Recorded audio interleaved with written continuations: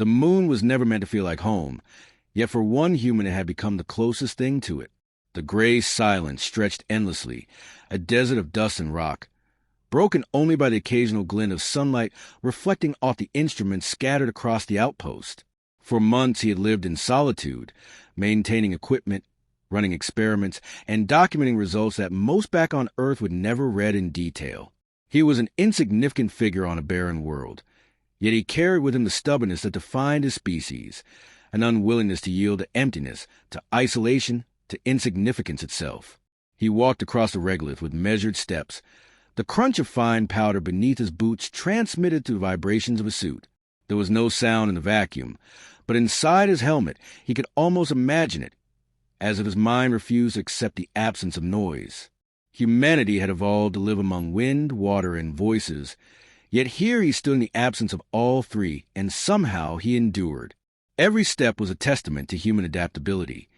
Every breath recycled by machines was proof of human ingenuity.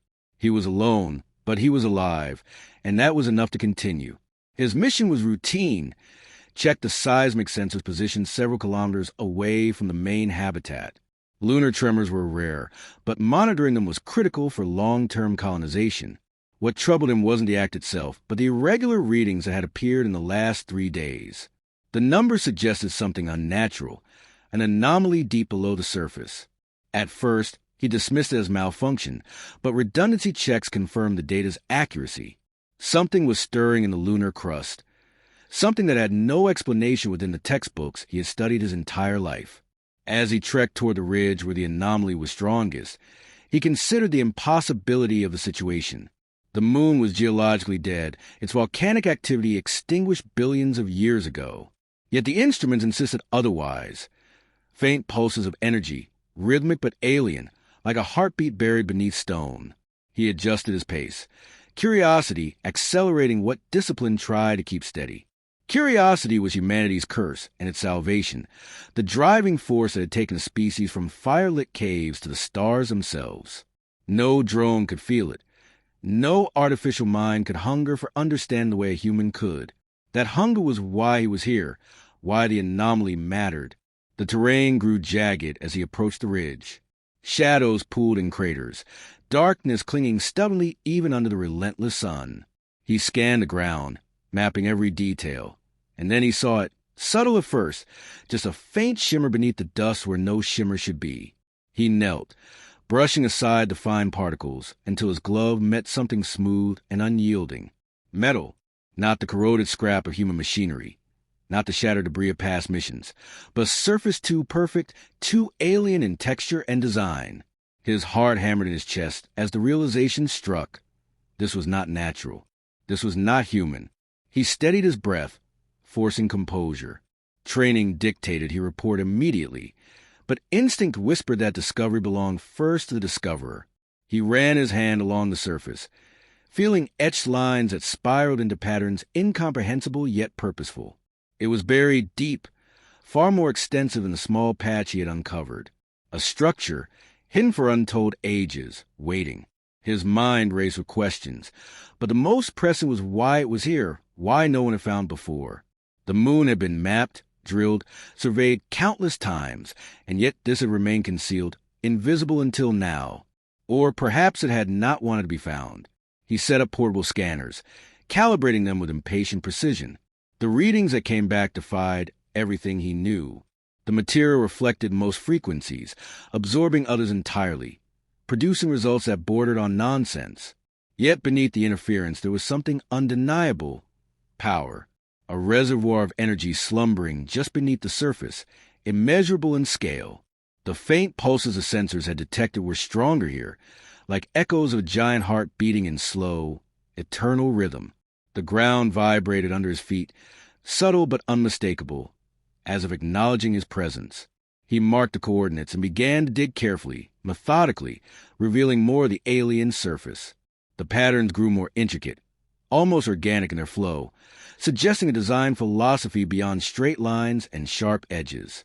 It felt alive, not in the biological sense, but in the intentionality of its creation. He imagined the beings who had shaped this. Whoever they were, their thoughts alien yet bound by logic and purpose. What had driven them to place it here, beneath the lifeless dust of Earth's satellite? Was it meant to be hidden, or was it meant to be discovered? Hours passed unnoticed as he worked. Sweat trickled down his back, despite the cooling systems in his suit. His muscles ached, but he pressed on, driven by something deeper than fatigue. The human spirit thrived on thresholds, on the moment just before revelation, and he felt himself standing on one now. Each layer of dust removed brought him closer to a truth that had slumbered untouched for millennia. His tools scraped against the surface, revealing a faint seam, a boundary where two panels met. He traced it with his fingers, feeling a vibration that wasn't mechanical but resonant, as though the structure itself recognized him. A sudden tremor rippled through the ground, knocking him to his knees. Dust plumed upward in lazy arcs before settling back into silence. He froze, heart pounding, listening to the stillness. Then, slowly, the seam glowed. A faint line of light traced its length, spreading outward in delicate filaments until the entire exposed surface shimmered with pale luminescence. He stumbled back, eyes wide, as the structure awakened in response to his touch. It had been dormant, waiting for something or someone, and now it had chosen. He radioed the base, but static hissed in his ear. The signal was drowned out by interference, as though the very act of activation had severed his link to the outside world. Alone, cut off, he faced the impossible, an alien construct responding to him, to a single human being, in ways that defied explanation. He approached cautiously, reaching out once more, and the panels shifted with a groan of ancient machinery. A passage opened before him, darkness yawning within, inviting yet foreboding. His breath caught as he stared into the void. Logic demanded retreat, but curiosity, humanity's eternal flame, pushed him forward. The passage sloped downward, walls shimmering faintly with patterns that pulsed like veins of light. His suit's sensors struggled to interpret the environment, readings spiking and collapsing as though overwhelmed. Each step echoed in his own ears, the sound absorbed by alien geometry that seemed to warp space itself. He felt both enclosed and expanded, as though the corridor stretched beyond physical dimensions. Fear gnawed at him, but it was a fear laced with wonder. To be human was to fear the unknown, yet to walk into it regardless.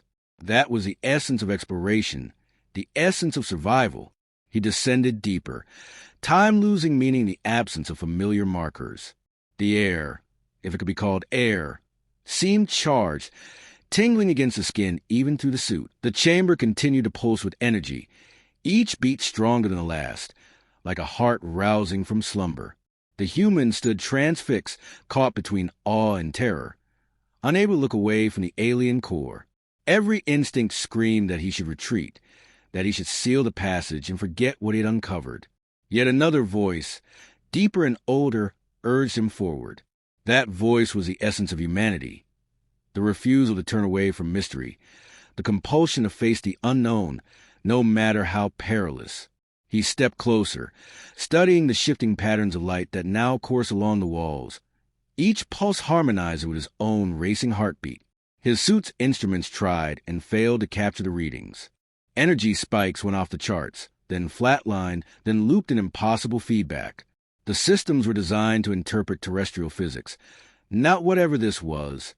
He silenced the alarms, relying instead on instinct, the same instinct that carried explorers across oceans and astronauts into the void. Numbers could not always define reality. Sometimes only intuition could. And in this place, human intuition mattered. He felt it in his bones. The structure was not just a machine, but a test. It wanted him to try. It wanted him to choose. He circled the massive construct, searching for clues. The walls around the chamber displayed symbols that shifted like living script, rearranging themselves in ways that suggested language yet remained indecipherable. He brushed his glove against one cluster, and the symbols brightened, resolving into a spiral of light. The spiral pulsed once, then collapsed inward, forming an image that hovered in the air before him. A projection, alien, elegant, incomprehensible at first glance, but layered with meaning. Shapes intersected, expanded, contracted. His mind strained to follow, but then a strange realization settled over him. It was not speaking in words. It was speaking in patterns, in intuition, in something closer to emotion than logic. And somehow, he understood fragments of it. It showed him a star collapsing into itself, unleashing waves of destruction. It showed fleets of alien vessels tearing each other apart in wars that spanned centuries. Then it showed silence, a galaxy scarred but alive. The projection shifted again, revealing a design that mirrored the weapon before him. He saw it fire, unleashing power beyond imagination, rewriting the fabric of reality itself. His breath caught as the truth emerged. This was not a simple device. It was a relic of war, built to end civilizations, to crush empires. And now it stirred a life in the presence of a lone human. The weight of it threatened to break him, yet he steadied himself. He was no soldier, no chosen emissary of Earth. He was just one man stationed on the moon, and yet here he stood, entrusted with a power his species could not yet fathom. The irony was sharp. Humanity was still stumbling toward the stars, fragile and divided, yet it had been a human hand that awakened the weapon. Perhaps that was no accident. Perhaps this construct had waited not for strength or technology, but for something else, something uniquely human. His stomach knotted as he considered the implications. If he had found it, others could too. If it could awaken for him, it could awaken for someone or something else.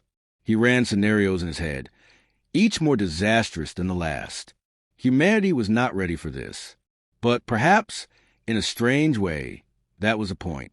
Readiness had never defined human history. They had not been ready for fire or steel or flight or the atom, yet each had been seized, mastered, and woven into the story of survival. Maybe this was just another chapter. He moved to the core again, drawn by the steady pulse. The light grew warmer beneath his touch, almost gentle, as though recognizing not just his presence but his hesitation. His mind filled with questions he could not answer. Was it judging him? Was it testing his resolve? He spoke aloud, though no one could hear, his voice cracking in the helmet. "What do you want from me?" The chamber vibrated in response, as if the question itself had meaning. He closed his eyes, exhaling slowly. Humanity had always wanted answers from a universe, but the universe rarely spoke. And yet here, in this chamber beneath the moon, something was listening. The vibrations deepened, and suddenly the projection shifted again. This time it showed not destruction but adaptation. A fragile creature crawling from water onto land, hands striking flint to create fire. Cities rising, collapsing, rising again. It showed struggle, resilience, and improbable survival against impossible odds. He realized then that it was not simply a weapon. It was a mirror. It reflected not only what it had been designed to do, but also what it saw in those who touched it. And in him it saw humanity. Not perfection, not power, but persistence. The thought gave him strength, but it also brought fear, because persistence was double-edged. Humanity's stubbornness could build wonders, but it could also destroy. He wondered what judgment the weapon would ultimately pass. Did it consider him a worthy bearer, or merely a convenient trigger? He shook the thought away. Doubt was poison here.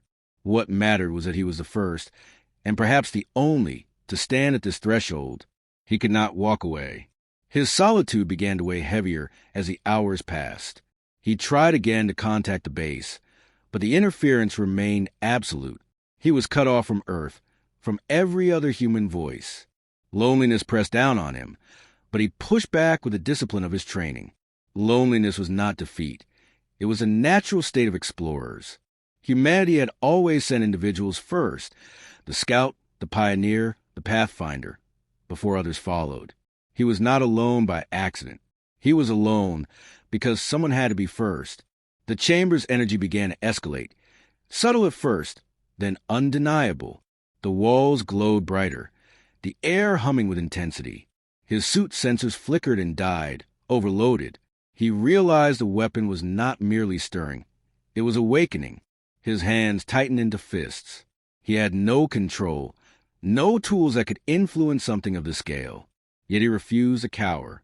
Machines would have withdrawn, algorithms would have frozen, but a human heart beat faster when cornered. Fear sharpened into determination. If this thing was awakening, then he would face it standing. The glow surged, and suddenly the symbols coalesced into something sharper. He saw a map of the stars, vast and intricate, points of light connecting in webs of meaning. Some burned bright, others dimmed, and then lines stretched outward from the moon itself, as though announcing its reawakening to the cosmos. His chest tightened. This was not a private discovery. The act of awakening had not gone unnoticed. Somewhere out there, others would feel the signal. Others would come. A chill ran through him as the thought crystallized. Humanity was no longer hidden. For all their fragility, for all their inexperience, they had just announced themselves to the galaxy. And worse. The announcement had been made not with words of peace, but with the heartbeat of a weapon. He sank to one knee, the enormity of it pressing against him. Yet beneath the fear was a spark of something else. Pride. Because even if others came, even if they judged and condemned, it was humanity that had awakened his relic. Not by force, not by technology, but by will alone. He stood again, shoulders squared. The weapon hummed. The hum of the awakened weapon reverberated through the chamber. Steady now, confident, like a giant stretching after eons of sleep. He stood at its core, breath shallow, heart thundering, when the first sign of intrusion came. A vibration, faint at first, then growing sharper, resonated to the lunar crust. Not natural, not tectonic. He recognized the signature, landing craft. Something had come in answer to the beacon the weapon had released. He clenched his fists. The galaxy had heard the call, and it was arriving sooner than he had dared to expect. He climbed back toward the upper corridors, his body weary but sharpened by urgency. Through his visor, he saw movement in the distance beyond the ridge. Metallic forms descended from the black sky, vessels shaped like knives and crescents, glimmering with unnatural light. They moved with precision, as though guided by one mind, and in that precision lay a terrible kind of beauty. They were not human ships. These were alien, unmistakably so, and they had not come to parley. He felt the weight of realization press down on him. He was the first human to stand face to face with another intelligent species, and the moment was defined not by diplomacy, but by conflict. The ships released drones that scattered across the surface, six-legged constructs that glided over dust and rock with predatory grace. Their movements were cold, efficient, stripped of hesitation. He watched them approach, their limbs sinking into the ground with each deliberate stride, and he felt the sharp edge of fear. No weapon in his suit, no human technology at his disposal could match them, yet the chamber behind him pulsed with power, and he understood what they sought. They had felt the awakening, recognized it, and come to claim it. The moon had become a battleground, and he stood as its only defender. He descended once more, the drones closing in. The weapon responded to his return, its light flaring brighter, patterns shifting rapidly along its surface. It was not mindless machinery. It anticipated him, resonated with his presence. His palms pressed to its surface, and an answering wave surged into him, a current of energy that nearly buckled his knees. Images filled his mind. The drones outside, their networks of command and coordination, their blind spots hidden between layers of programmed perfection. The weapon did not hand him control outright. It offered understanding, fragments of perception he could weave together. That was the difference. An alien would demand command. A human improvised. With a deep breath he acted, not with calculation but with instinct. His hand traced the spirals glowing beneath the core, and a surge of energy rippled outward. The ground trembled as a wall of dust erupted around the ridge. The drones staggered, their limbs caught in vibrations they had not accounted for. He pressed again, his thoughts racing, guided by the irrational leaps only a human mind could make. A beam of light speared upward, not to destroy but to blind the alien craft above. They scattered, their perfect formations breaking in response to a tactic they had not foreseen. Machines thrived on prediction. Humans thrived on chaos. The chamber's pulse grew fiercer, and he staggered under the strain. The weapon was immense, beyond his comprehension, and it threatened to swallow him with every act. Yet he endured, teeth clenched, heart defiant. He was one man facing a fleet, and yet he stood, and that was enough to turn balance into question. The aliens regrouped, their drones pushing forward, firing lances of energy that scorched the lunar surface. The weapon responded through him, shields of light rippling into existence, not perfect walls but flickering veils, shifting with his own faltering focus. Still, they held, and for the first time the aliens hesitated. Against all logic, they were being opposed. Sweat trickled down his temple. His breath rasped in his throat. He could not hold forever. The weapon pressed him to act, to make choices, and the weight of it ground against his mind. It offered him visions again, destruction on scales beyond measure. Planets scoured clean, fleets erased in moments, civilizations reduced to whispers. It showed him the possibility of absolute victory, of ending the threat not only here, but across the stars. His stomach turned. This was power without restraint, without consequence. To seize it fully would make him a god and humanity tyrants. His voice broke in the silence of his helmet. That's not who we are. The chamber seemed to still, as though listening. The aliens pressed harder, their drones advancing with renewed precision. He faltered, his knees buckling under the pressure, but he refused to yield. His mind raced back to the history of his species, how they had survived against predators with only stone and fire, how they had endured famine, plague, and war, and still risen again. Humanity was not defined by perfection or domination. It was defined by persistence, by the refusal to end even when all reason said they should.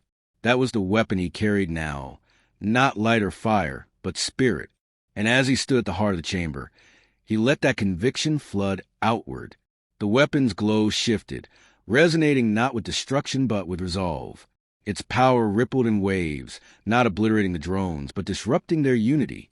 Their perfect synchronization faltered, connections flickering, and suddenly they were no longer one flawless machine but many isolated units, confused and hesitant.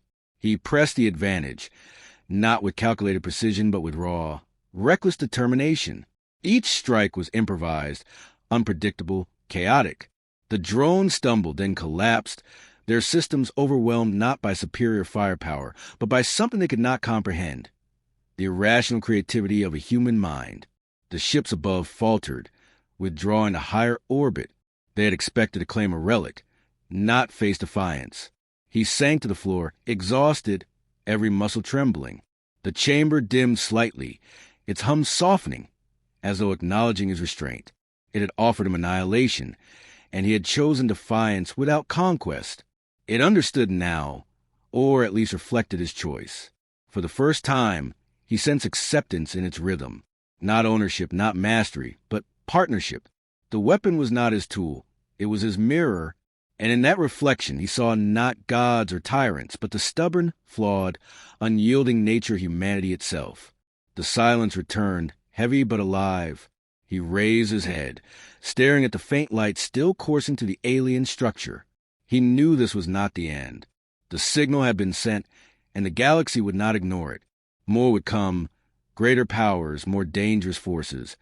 But they would not find silence here. They would find a human who had faced the impossible and endured.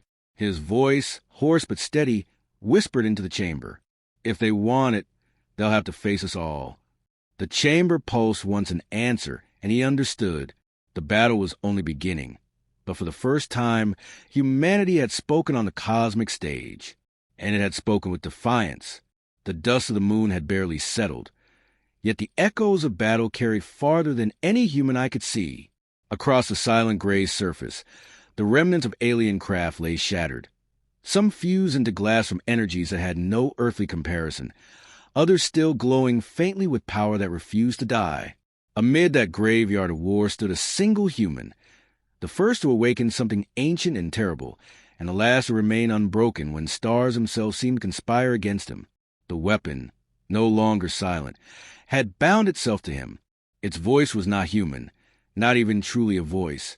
Yet he felt it in the marrow of his bones, a constant presence humming at the edge of thought, translating alien intent into something his mind could endure. The galaxy had noticed. He could feel it, like pressure building from horizons beyond imagination. The weapon whispered of signals spreading, of ships altering course, of eyes now fixed upon Earth as never before. Humanity, once invisible, was now written into a ledger of power that stretched across light years. For the first time in its history, Earth was no longer alone. He stood at the edge of a crater, helmet visor reflecting the fractured wreckage of the last invaders. His oxygen levels blinked warnings, but he ignored them. He had fought to keep this world safe not just for himself, but for the billions below who still dreamed in ignorance of what had nearly happened above their heads. They did not know that an alien coalition had sought to end them before they ever had a chance to rise. They did not know their survival rested on one man who had stumbled upon a weapon buried in dust older than Earth itself. But they would learn. The weapon pulsed, and the lunar ground trembled softly. It was changing him. Not physically, not yet, but in thought, in vision.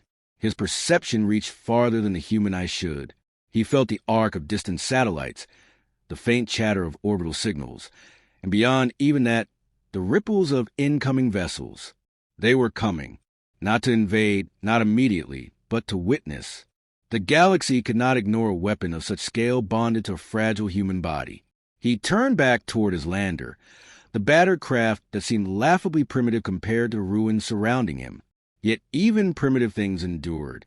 Humanity had always survived with less than its enemies, and still found ways to prevail. He powered up the communications relay. Though static was all it carried. The weapon hummed, then surged, rewriting the systems before his eyes. Antennae adjusted. Frequencies shifted. For a moment, the static parted and voices emerged, layered and incomprehensible. Alien tongues, hundreds of them, overlapping in debate.